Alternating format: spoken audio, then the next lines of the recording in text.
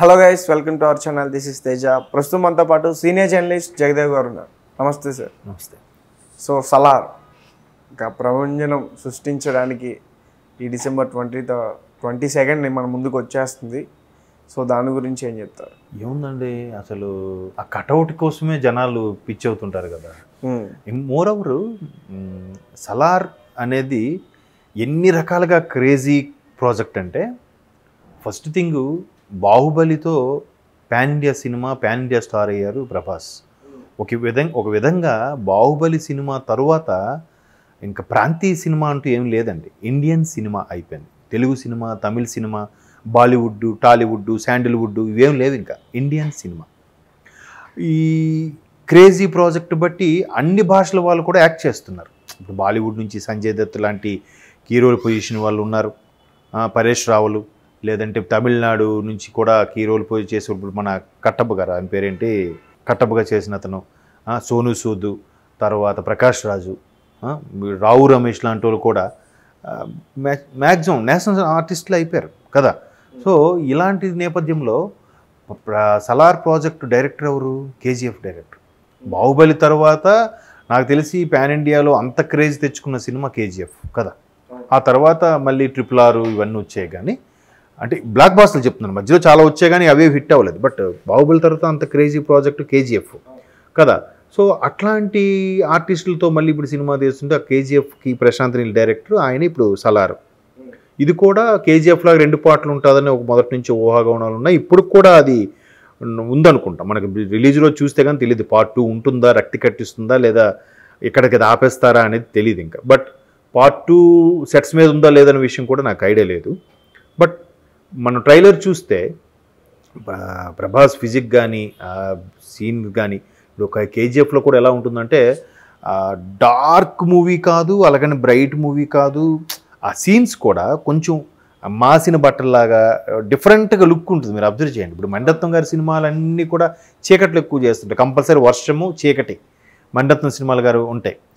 లేదంటే మిగతా డైరెక్టర్లు అందరూ డే అండ్ నైట్ కలిపి తీస్తారు. అలాగే ఈయన ఒక డిఫరెంట్ స్క్రీన్ ప్లేతో బాగా చూపించారు. సో ఇప్పుడు కూడా ఈ సలార్ది కూడా ఒక ఇంతకుముందు ఎవరో చెప్పారు, సుల్తాన్ రాజుల దగ్గర ఉండే ఒక క్యారెక్టర్ని ఎలా బయటకు వచ్చాడు, లేకపోతే వాడు ఎలా మోసం చేశాడు, లేదా వాడే ఫైనల్గా విలనా అనే దాని మీద డౌట్ ఉంది. ఇంకోటి పృథ్వీరాజా, ఆయన పేరు పృథ్వీ. ఆయన మంచి ఆర్టిస్ట్. ఇంతకుముందు కూడా చాలా సినిమాలు చేశారు. పోలీస్ అని ఒక సినిమా ఉంటుంది, తెలుగులో వచ్చింది. దాంట్లో శ్రీరామ్ హీరో, ఈయన విలన్ అనమాట. ఇద్దరు పోలీసులే, ఒక పోలీసు హీరోగా చూపిస్తారు, ఒక పోలీసు విలన్గా చూపిస్తారు. పోలీసుల్లో మంచి వాళ్ళు ఉన్నారు, ఎట్లాంటి వాళ్ళు కూడా ఉన్నారన్న ఉద్దేశంలో చూపించేసి చాలా బాగుంటుంది ఆయన యాక్టింగ్. తర్వాత నిర్భయ ఘటన మీద ఒక సినిమా చేశాడు ఆయన, జనగణమన అని ఒక సినిమా, అది తెలుగులో డబ్ అయింది. లాయర్ క్యారెక్టర్ ఇంటర్వ్యూలో కనబడ్డాయన. నిజంగా ఎక్స్ట్రాడినరీ స్క్రీన్ ప్లే, ఓన్లీ డైలాగ్స్కు కోర్ట్ సీన్ హైలైట్ అండి. అంటే నిర్భయ ఘటన లాంటి ఘటన తర్వాత చాలా జరిగాయి, బట్ అవి నిజంగా నిర్భయ ఘటనలా కాదా, అమాయకులు బలవుతున్నారనే దాని మీద చాలా బాగా చూపించాడు. జనగణమన సినిమా పేరు, మీరు దాన్ని ఏమంటారు, OTT ప్లాట్ఫామ్ మీద చూడొచ్చు. సో అట్లాంటి అసలు ఎక్స్ట్రాడినరీ యాక్టర్ పృథ్వీ గారు కూడా. సో ఇక్కడ ప్రభాస్ అంటే బేసిక్గా cutout, personality and moreover behaviour. Prabhas బయట కూడా చాలా జోవియల్గా ఉంటారు అనే దీని మీద చాలా క్రేజ్ ఉంది ఆయనకి. చాలా డౌన్ టు ఎర్త్ ఉంటాడు మనిషి. ఇవన్నీ ఆల్ టుగెదర్ సలార్ మీద ఒక్కసారి హైప్ పెంచేసింది. ఇంకోటి ఏంటంటే, దీని ముందు రాధేశ్యాము సరిగ్గా ఆడకపోయేసరికి ఆదిపురుష్ ఆదేశ్యాము ఆడలేదు, ఆదిపురుష్ ఆడలేదు. సాహో మళ్ళీ స్క్రీన్ ప్లే బాగుంటుంది. జనాలకు ఎందుకో AB సెంటర్లో, BC సెంటర్లో పెద్దగా ఆడలేదు, కానీ సినిమా సాహో స్క్రీన్ ప్లే కూడా చాలా బాగుంటుంది. సాహో మాదిరిగా ఆడింది. మీరు అన్నట్టు ఆదిపురుష్ అస్సలు ఏం పసలేదు, రాధేశ్యామ్ కూడా అట్లాగే అయింది. ఇప్పుడు ఆ 2 పోవడం వల్ల, లేదంటే డైరెక్టర్ బేసో లేదా ప్రభాస్ కటౌట్ వల్ల కానీ ఒక హైప్ క్రేజ్ వచ్చేసింది. దట్టు ఇద్దరు ఫ్రెండ్స్కి. ఎప్పుడో దళపతిలో రజనీకాంత్ మమ్ముట్టి ఫ్రెండ్స్ టైప్లో వచ్చిన సినిమా లాగా అనిపిస్తుంది. బట్ ఇద్దరిలో ఒకటి విలన్ టాపిక్ కూడా వినిపిస్తుంది. మేబీ అంటే అంచనాలకు మించి ఉంటేనే కదా సినిమా హైప్ తీసుకొచ్చేది, హిట్ అయ్యేది కూడా. రొటీన్గా మనకి తెలుగు సినిమాలు అన్నట్టు 6 పాటలు, 6 ఫైట్లు, క్లైమాక్స్ ఫైట్ అయినా సరే కొండల్లో తీయడం, అట్లా ఉంటే జనాలకు బోర్ అయిపోతారు. ఇంకా అవి ఎప్పుడు 80s లో ఉన్న కాన్సెప్ట్లు అవి. అవన్నీ చాలామంది మన తెలుగు డైరెక్టర్లు కూడా వాడేశారు. అలా కాకుండా అంచనాలకు మించి ఎక్స్పెక్టేషన్కి బియాండ్ ది ఎక్స్పెక్టేషన్ ఉన్నప్పుడే ఆ పర్సనాలిటీకి ఆ ఎలివేషన్కి అంత ఖర్చు పెడుతున్న అంత భారీ ప్రాజెక్టు పెద్ద పెద్ద స్టార్స్ అలా ఉన్నప్పుడే ఆ ఇమేజ్ కూడా ఉంటుంది, అలా హిట్ అవుతుంది. బట్ ఆ ట్రైలర్ చూస్తే ఆ హైప్నికి ఎక్స్పెక్టేషన్ రీచ్ అవుతారేమో అనిపిస్తుంది. బట్ కొన్ని సెకండ్ ట్రైలర్ రిలీజ్ అయింది వాళ్ళు. సెకండ్ ట్రైలర్ రిలీజ్ అయింది బట్టి చూస్తే కొంతవరకు స్టోరీ గెస్ చేసేలాగే ఉంది.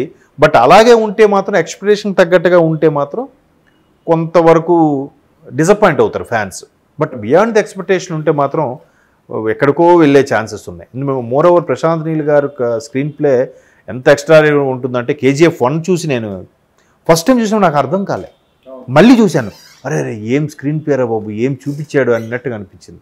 సో అట్లాంటి ఎక్స్పెక్టేషన్తో ఉన్నాం కాబట్టి ఇది కూడా సలార్ అంటే ఒక బీభత్సంగా ఉండబోతుంది అనిపిస్తుంది. 2023కే బిగ్గెస్ట్ బ్లాక్ బాస్టర్ అయ్యే ఛాన్సెస్ ఉన్నాయి. RRR తర్వాత మళ్ళీ ఈ ఇయర్కి ఇదే బిగ్గెస్ట్ బ్లాక్ బాస్టర్ ఏమో అనుకుంటున్నాను. మేబీ 22 మార్నింగ్ 11 o'clock కల్లా మనకి ఏ విషయం తెలిసిపోతుంది. Already benefit show fans show వేస్తారు కాబట్టి దాని ప్రకారం కూడా రీచ్ అవ్వచ్చు. బట్ పృథ్వీ కూడా ఎక్స్ట్రాడినరీ యాక్టర్.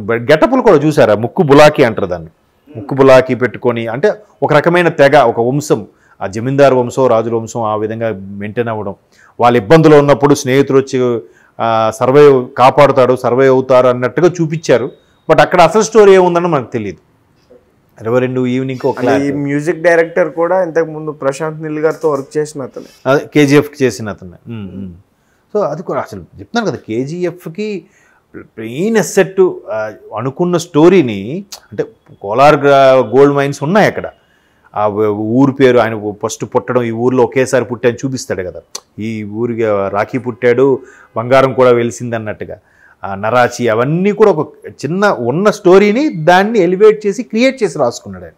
ఒకడు వచ్చి దీన్ని ఇలాగా సామ్రాజ్యాన్ని స్థాపిస్తే ఎలా ఉంటుంది, దానికి అప్పట్లో ప్రధానమంత్రి నుంచి అప్పుడు మీడియా అంత ఉండేది కాదు కాబట్టి దీన్ని ఎలా చూసేవారు అనే యాంగిల్లో బాగా చూపించాడు. ఆ కాస్ట్యూమ్స్ కూడా మీకు 80sలో పెద్ద పెద్ద బెల్ బాటమ్ ప్యాంట్లు, పెద్ద పెద్ద కాలర్లు, అలాగే డ్రెస్సింగ్ సెన్సు, తర్వాత గన్స్ అవి చాలా బాగా యూటిలైజ్ చేశారు. సెకండ్ హాఫ్లో పెద్దమ్మా అనుకొని పెద్ద లారీలతో వరుసగా గన్స్ పేల్చడం అన్నీ ఎలివేట్ చేయడం బాగుంది. చూద్దాం మరి అదే డైరెక్షన్ ఆ థాట్ ఉంటే ఎలా ఉంది. ఎందుకంటే ఇంకో పెద్ద మైనస్ ఏంటంటే హిట్ ఫార్మ్లో ఉన్న ప్రతి డైరెక్టర్ కూడా రెండో సినిమా ఫెయిల్ అయిన సందర్భాలు ఎక్కువ. ఏ కొత్త డైరెక్టర్ అయినా, బ్లాక్ బాస్టర్ అందుకుని ఏ డైరెక్టర్ అయినా సెకండ్ ఫిల్ము అంతగా రాణించదు. కానీ ఈ director first film flop, second cinema super hit. ఏది ఇతనికి ప్రశాంత్ నీల్ కంటే ఫస్ట్ ఉగ్రం అనే సినిమా కన్నడలో తీశారు ఆయన, పాన్ ఇండియా మూవీ కాదు. అవును, దాని తర్వాత పాన్ ఇండియా మూవీ KGF. యాక్చువల్గా KGF 1 పాన్ ఇండియా మూవీ కాదు, KGF 2 pan India movie. KGF 1 మామూలుగా రిలీజ్ చేశారు. రిలీజ్ చేసిన తర్వాత ఆల్మోస్ట్ ఆల్ 10-20 days తర్వాత దానికి ఒక క్రేజ్ వచ్చేసింది. దాన్ని బేస్ చేసుకొని KGF 2 పాన్ ఇండియా మూవీ చేశారు. KGF 1 పాన్ ఇండియా కాదు. సో ఓకే, మీరు అలా అంటున్నారు కాబట్టి ఓకే హిట్ అవుతుంది అనుకుందాం. మేబీ ప్రభాస్ కూడా ఆ ఇమేజ్, పర్సనాలిటీ, హైట్ వెయిట్ ఉంటుంది కాబట్టి బాలీవుడ్ హీరో ఏంటి హాలీవుడ్ హీరోలా ఉంటాడు కాబట్టి ఆయన ఆ ప్లస్ మీ బిహేవియర్ కూడా బాగుంటుంది. కష్టపడే తత్వం, అన్ని ఫీట్స్ రియల్గా చేయడం వల్ల ఒకదాని కూడా ఈ పర్సన్ 100 మంది కొట్టాడరా అన్నా కూడా నమ్మేలాగా ఉంటుంది కదా. సో అది అసెట్. మేబీ చూద్దాం డైరెక్టర్ హిట్ చేస్తారా పట్ చేస్తారా అని. ఫ్యాన్స్కి కూడా ఒక మంచి, చాలా రోజుల తర్వాత ఒక సింహానికి ఆహారం ఎలా అయితే దొరుకుతుంది, వీళ్ళు కూడా అంతే ఆకలి మీద కనువిందు చేస్తుంది. Okay sir, thank you so much. Thank you.